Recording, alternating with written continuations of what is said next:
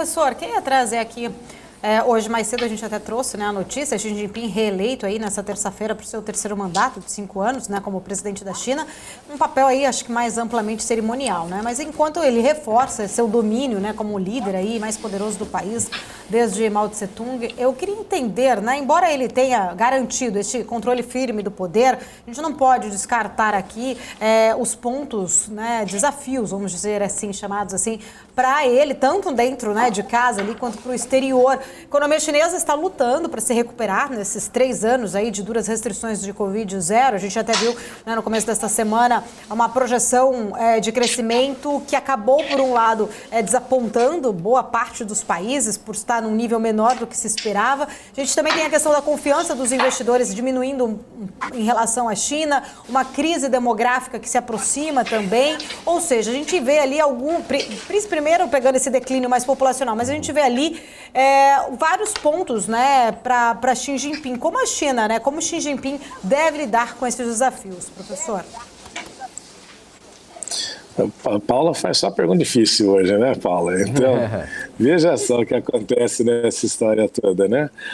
É claro que a China enfrenta desafios e a gente não pode deixar e querer isolar a China do contexto global. A Covid-19 teve um impacto global enorme. E, obviamente, que os chineses, que são grandes exportadores, que são a grande fábrica global, obviamente que eles foram afetados por isso. Mas você sabe que toda vez que você tem uma pandemia, se espera uma recuperação em V. Ninguém esperava que a guerra fosse surgir desse momento todo e alterando aí o processo de recuperação da economia global. Isso afeta a China. A questão demográfica que está todo mundo falando é uma preocupação, mas é uma preocupação para daqui a uns 15, 20 anos, e os chineses já estão tentando reverter isso, inclusive com a política de 2 ou 3 filhos por casal, que é a grande coisa que eles estão apostando neste momento, embora tenha uma série de dificuldades no sentido de fazer com que as pessoas tenham mais filhos, porque justamente ficou caro ter filhos.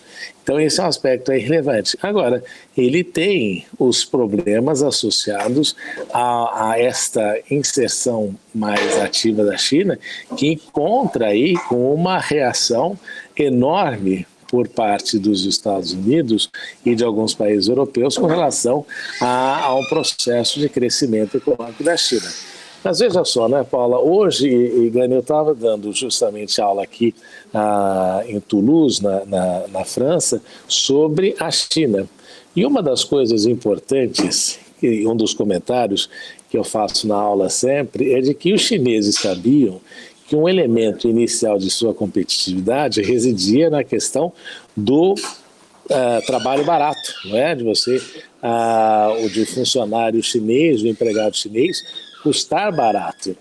Mas, à medida que os chineses também projetavam que isso eventualmente mudaria, como acontece no processo de desenvolvimento econômico, eles investiram assim brutalmente na questão da infraestrutura, que não tem nada correspondente no mundo hoje em dia.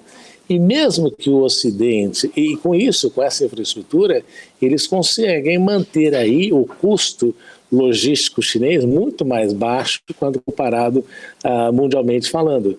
E o grande desafio que a gente enfrenta aí no Ocidente é que, por mais que as pessoas fiquem falando de tentar aproximar, de criar novos polos de desenvolvimento, até que o processo de investimento em infraestrutura comece a dar resultados, ou até que comece a ser feito e concluído, vai demorar aí pelo menos 2, 3 décadas, e nesse sentido os chineses já terão avançado muito mais.